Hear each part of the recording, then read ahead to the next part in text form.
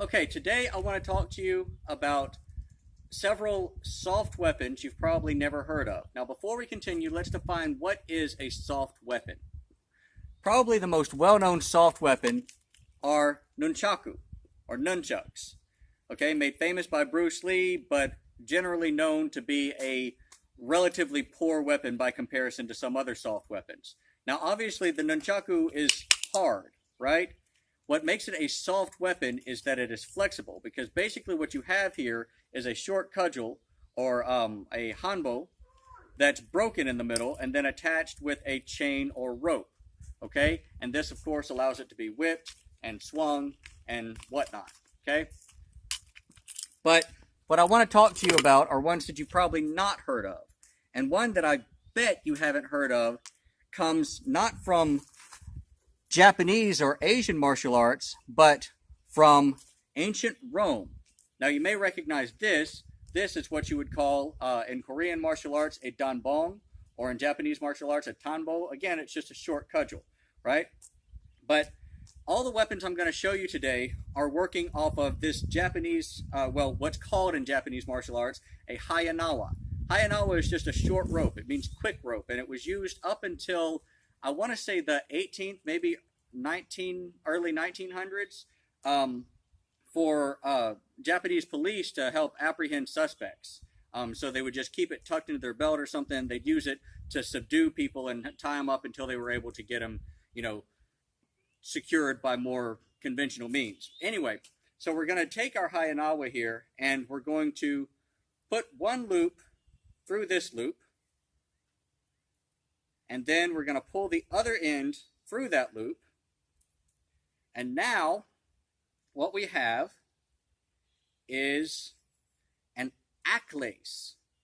The aklys was actually carried by ancient Roman soldiers, and I think maybe they might have borrowed it from the Greeks. I'm not sure. Now, traditionally, what they would do is they would actually have another slip knot on the end here that they secured to their wrist. All right, and I don't like this because that gives somebody the opportunity to kind of control you. But anyway, this is the way that it would traditionally be done.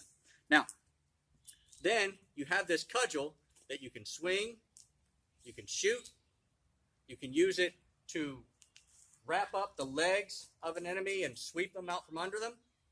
And you can also use it at shorter range, longer range, or hold it in one hand and at extreme close range, use the rope to strangle or entrap and execute a coup de grace with the cudgel. So that's the aklys. Now, I'm going to get out of this, take it apart. The next one I want to talk to you about comes from Okinawan kobudo. And it's probably one of the less known weapons of Okinawan kobudo. And that is the suruchin.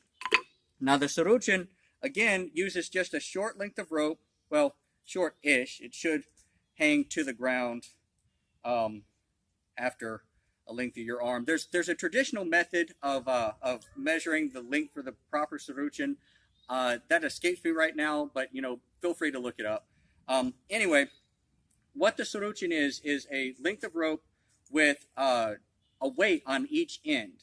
Now, traditionally, this weight would actually be made from a smooth river stone, which they would chip out or drill out of a hole and then tie the rope to. Now, I don't have smooth river stones, but what I do have is these nuts. And it's actually a very good modern alternative. So what I'm going to do is, again, pull one loop through and then pull the other end through that and tighten it down. Then I'm going to take this bigger loop, and this is the loop that would go on your hand if you were doing hojo jitsu, which hojo jitsu, I may have failed to mention, that's the art of using the short rope, the hayanawa, to trap and apprehend. So again, that's something you can look up if you want. So I'm going to take this bigger loop and I'm going to pull it through here.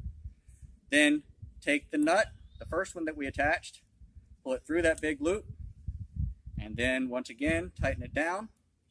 And now we have a makeshift suruchin. Now the suruchin has a weight on each end. So you can hold one side and swing the other. Again, you can shoot it. You can use it at short range, long range, just like with the aklys. You can use both ends at once, which you want to make sure that you have them even before you do this. Okay, and then you can swing them forward, backward. You can even do both ends like this. Now, the thing about the suruchin, you're not going to do a bunch of those fancy moves like you see in the kung fu movies, okay? The traditional way to stop the suruchin is actually just to let it hit the ground, all right? And that's why you have two, because then if you swing and you miss and you let it hit the ground, you've got another one to shoot out if you need to. And then, of course, once again, you can use it at close range to wrap up and tie someone up, and then smack them with the bigger, or with the, smack them with the weight after you get them bound, whatever. Okay, so that's the suruchin.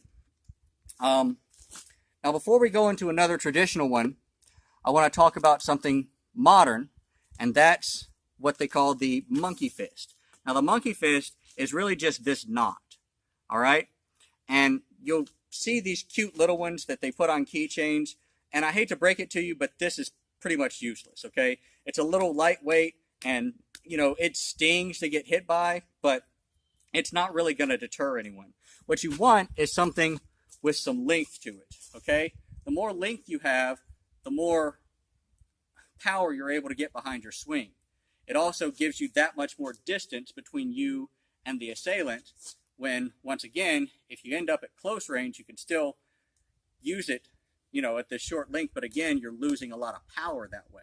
So I would rather have this short length to strangle or entrap than having just this short little thing on a keychain and just, that, you know, that doesn't hurt that much, sorry. But at greater length, it definitely does. And then once again, you can take this and attach it to a kaginawa, and then you basically got a short meteor hammer. Okay, now getting on to my favorite, which I didn't expect to be my favorite. It was just something that I started experimenting with. And this is taken from a kind of early special ops units that later on, through myth and legend, came to be known as ninja. Now, it bears mentioning that when you look at the older stories about ninja, it's still, the things with the supernatural feats and all that stuff were basically the comic books of the time, okay? When you look at the original scrolls, the original material that was contemporary with the ninja or shinobi or whatever they called them a number of different things, and not ninja actually at the time. Anyway, when you look at those things, they're a lot more boring because their job was basically just espionage and infiltration. All right, so, but this is part of why this is one of my favorite tools, and that is what it is. It's a tool. And this tool is called kaginawa. Kaginawa just means hook rope. So, nawa is the rope, here's the hook. It's not sharpened or anything like that, it's just a standard S hook that's been closed on one side. I put 2 for more weight. I use a heavy gauge steel, and this allows them to split like that when they wrap around something, making it that much easier to secure a catch. So the kaginawa has 1,001 uses, okay? I've used this thing to retrieve toys out of trees, like frisbees and boomerangs and stuff for my kids. I've used it to knock fruit out of trees when we're on the trail. I've used it to tie things down in a truck bed, to secure an overfilled trunk, to bundle up firewood and haul back to the campsite. I've even used it to pitch a tent with nothing but a couple of trees and a tarp. So it's a super useful tool, and it's more of a tool than it is a weapon. That being said, it does make a fairly formidable improvised weapon. Now remember, it's not a weapon, it's a tool. But if you need to, as a last ditch, because this is something that I carry around all the time, because I end up finding all kinds of uses for it, and it's just a handy thing to have. So it's something that can serve as an improvised weapon if the situation warrants it. And then again, you basically get all the same kind of benefits that you would from a suruchin. All right, we can take this and use the hook end for our weight. Use it at short range, long range. We can shoot. Don't know if that's showing up on the camera because it's pretty fast. Okay, you can entrap. You can, as I said, whip it around something and hook like this, making a little lasso. Okay, and that then, of course, makes it a lot easier than with the aklys or something like that that just has a weight on the one end. A lot of times, what happens is it'll wrap around the legs or whatever, and then when you pull it tight, it'll just unwind itself.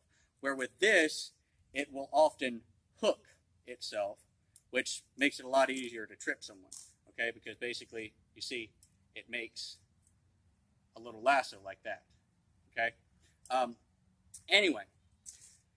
Yeah. So that's the Kanawha, which is just the rope, and the kaginawa hook rope, and suruchin, 2 weights, or aklys, 1 cudgel. So those are my featured soft weapons for today. I hope you found this informative.